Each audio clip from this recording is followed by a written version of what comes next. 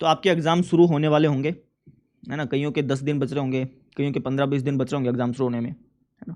तो इन 10-15 दिनों में हम तैयारी कैसे करें वो मैं आपको बताने जा रहा हूँ, ठीक है। तो जैसे मैंने तैयारी की थी वैसे मैं आपको बता रहा हूँ भाई। तो आप क्या करिएगा, अपने लोकल मार्केट में जा करके, जो आपकी लोकल मार्केट है ना जहाँ आप रहते हो, वहाँ पे जा करके जो स्टेशनरी शॉप होती हैं जहाँ पे किताबें मिलती हैं, वहाँ से सैम्पल पेपर खरीद लेना। क्या ले आना? सैम्पल पेपर,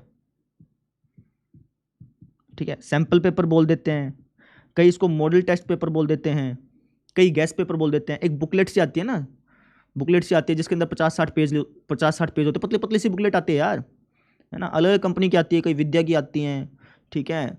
और भी बहुत सारी कंपनियां, दीपक की आती हैं, एमबीडी की आती हैं, तो अलग अलग कंपनी की आती हैं। कोई भी तुम एक सैम्पल पेपर उठा लाना, उठा लाए।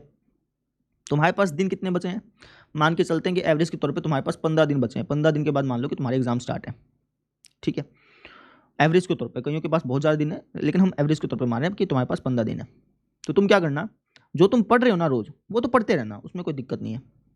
इन सैम्पल पेपर में रोज का एक चैप्टर कर लेना, रोज का एक चैप्टर, ठीक है। जैसे मान लो कि तुमने संबंध एवं फलन उठा लिया,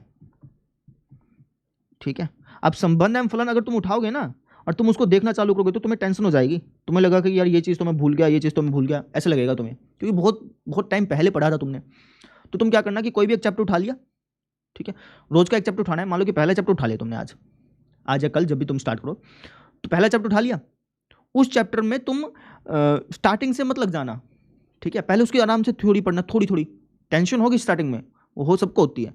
थ्योरी पढ़ना, उसकी आराम से पढ़ना, ठंडे दिमाग से थ्योरी पढ़ना, सारी पढ़ ली। उसके बाद जो 8-8 नंबर के क्वेश्चन है पहले उनको देखना, क्योंकि 8-8 नंबर के जो क्वेश्चन होते हैं ना उनमें ज़्यादा चीज़ें लिखी होती हैं, ठीक है। एक एक नंबर वाले क्वेश्चन में तो पता नहीं चलता कि एक ऐसे आंसर आया कैसे, वो पता ही नहीं चलता। 8-8 नंबर वाले क्वेश्चन को देखना, थोड़ा ध्यान से देखना उनको, कि कैसे सोल्व कर रखा है ना, किन चीज़ों का इस्तेमाल किया गया है, ठीक है। कौन सी टिप्स लगी हैं, समझ लो, ये आच्छादक फलन कौन सा है, एकैकी फलन कौन सा है, वो सारी चीज़ें तुम्हें ना वहीं से पता चल जाएंगी 8-8 नंबर वाले क्वेश्चन से। 8-8 नंबर के क्वेश्चन है, 5-5 नंबर के जो बड़े बड़े क्वेश्चन है उनको पहले देखना, ठंडे दिमाग से, टेंशन नहीं लेनी, ठंडे दिमाग से उनको पहले देखना, ठीक है। उनको देख लिया, फिर धीरे धीरे छोटे छोटे क्वेश्चन पे आते रहना, आते रहना, आते रहना। जब तुम पूरा अच्छी तरह से देख लोगे ना तो तुम्हें तुम्हें है ना खुद ही कॉन्फिडेंस आ जाएगा, तुम्हें खुद ही विश्वास हो जाएगा कि ये तो आसानी है, मैं तो ऐसे मुश्किल समझ रहा था, है ना। क्योंकि देखो जो मैंने चैप्टर्स पढ़ाए हैं ना उसके अंदर मैंने बहुत सारे एक्स्ट्रा क्वेश्चन करवाए हैं, बहुत सारे हार्ड क्वेश्चन भी कराए हैं, ठीक है। बहुत सारे ऐसे क्वेश्चन भी कराए हैं जो कि आपके एनसीईआरटी में नहीं भी थे। तो वो क्वेश्चन जो है ना वो एग्जाम वाला नहीं पूछता है। एग्जाम वाला क्या पूछता है, आसान आसान से क्वेश्चन पूछता है, ठीक है। तो आप जब सैम्पल पेपर लाएंगे ना तो आपको आइडिया लग जाएगा कि यार कौन से क्वेश्चन इंपॉर्टेंट हैं जो मुझे एग्जाम पर्पज के लिए करने हैं और कौन से नहीं करने हैं, वहां से आइडिया लग जाएगा।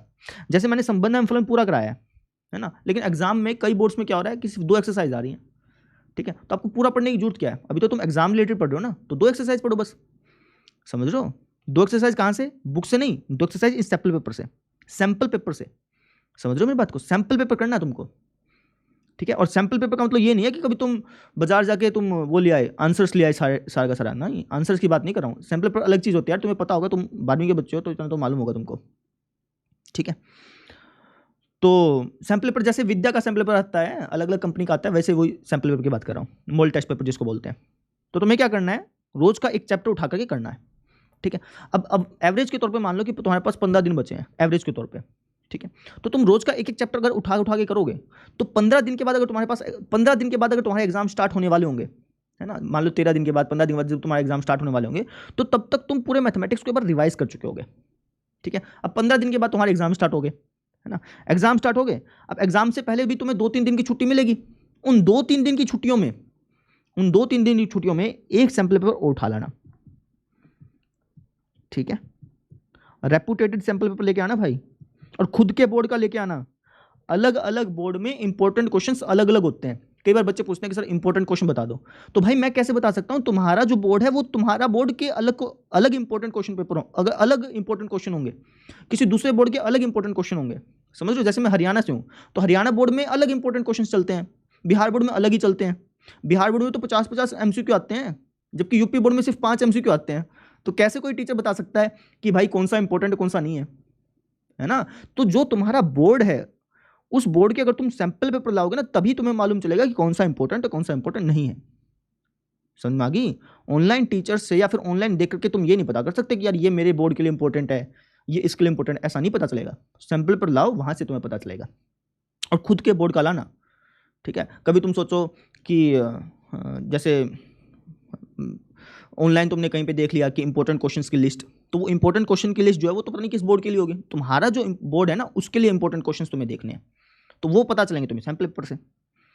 तो बस कहने का इतना सा मतलब ये है कि अभी जो तुम्हारे पास 10 से 15 दिन बचे हैं उसके अंदर तुम्हें कुछ नहीं करना, सैंपल पेपर लाना है, रोज का एक एक चैप्टर करते जाना है, बिना किसी टेंशन के ठंडे दिमाग से करते जाइए।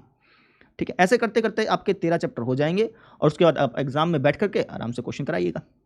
ठीक है, तो इस तरीके से आप बढ़िया तैयारी कर सकते हैं अपने मैथमेटिक्स के, है ना। तो बस यही कहना था। ठीक है, अब मन लगा के पढ़िए, वीडियोस देखना कम करिए। ठीक है, यूट्यूब देखना कम करिए, यूट्यूब पर क्वेश्चंस देखना भी कम करिए। कई बच्चे गलती क्या करते हैं, कई बच्चे करते हैं कि सैंपल पेपर है ना यूट्यूब से देखने लग जाते हैं।